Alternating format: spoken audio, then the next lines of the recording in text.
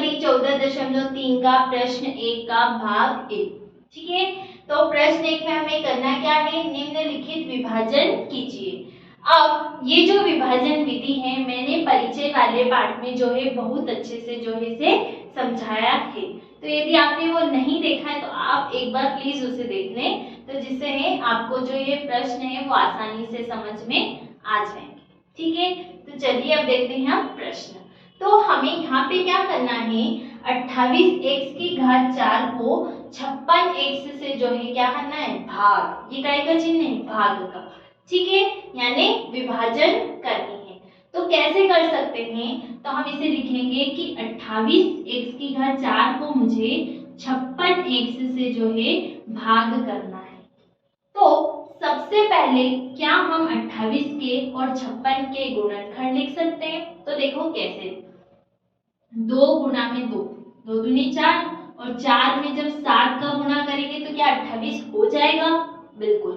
या आपको ऐसा नहीं आता तो कैसे कर सकते, देखो ध्यान से, हम इसका एलसीएम भी ले सकते हैं। 2 एकम 2, 2 चौके 8, फिर 2 साते 14, अब ये डायरेक्ट कैसे जाएगा 7, तो 7 एकम 7, तो देखो वही आ रहा है 2 गुना 2 गुना 7, 2 गुना 2 गुना 7।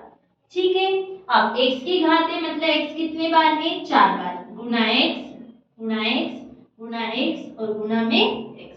आई बात समझ में, हमने इसके क्या कर दिए, गुणनखंड कर दिए। अब 56, चलो 56 को भी हम एलसीएम के साथ समझते हैं, जिससे आसानी से जो है समझ में आएगा कि उसके गुणनखंड क्या है। तो 2 दूना 4, एक इसको दिया 2 8 16, फिर ये कितना हो जाएगा, 2 एकम 2, 2 चौके 8, अब 2 साती 14 और 7 एकम 7, तो क्या है गुणनखंड, 2 गुणा 2 गुणा में 2 गुणा में 7, 2 दूनी 4, 4 दूनी 8 और 8 दो 7 56। एक बार समझ में। अब यहाँ पे है x, तो हम एक ही x जो है लगाएंगे। ठीक है, अब विभाजन करना है तो देखेंगे कि क्या जो संख्याएं हैं वो आपस में कट सकती है ना, कि संख्याएं कैसे भाग हो सकती, वही होता है काटना और भाग करना। इस 2 से मैं इस 2 को काट दूंगी, इस 2 से इस 2 को काट दूंगी, क्या इस 7 से इस 7 को काट सकते हैं या भाग कर सकते हैं। ठीक है, अब यहाँ पे x है तो यहाँ पे भी x को हम काट सकते हैं। अब कुछ कटेगा नहीं, क्योंकि यहाँ पे अब 2 भी नहीं है तो 2 यहीं रहेगा, अब यहाँ x नहीं है तो x भी रहेगा। अब बचा क्या, देख लो ध्यान से, 2 2 ये सब कट गया, ये भी कट गया, कितना बचा, x की घात 3 बटे में यहाँ कितना बचा 2, बस यही बचेगा और तो कुछ नहीं बच रहा। तो जब विभाजन किया तो हमारा विभाजन कुछ इस प्रकार से आ रहा है।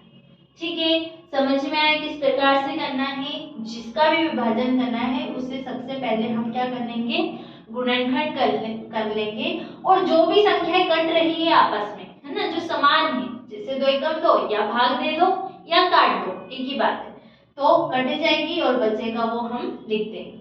तो ये था हमारा प्रश्न 1 का पहला वाला प्रश्न। अब हम देखेंगे इसके आगे वाले प्रश्न।